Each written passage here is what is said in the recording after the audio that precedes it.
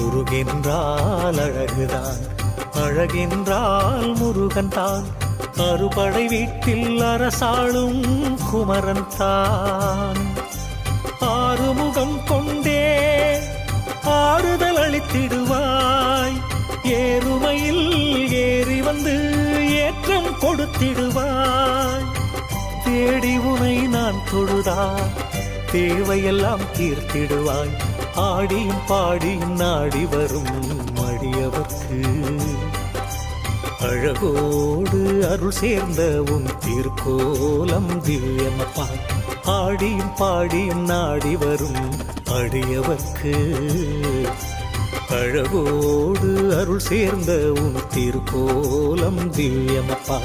முருகென்றால் அழகுதான், அழகென்றால் முருகன் தான். அறுபடை வீட்டில் அரசாளும்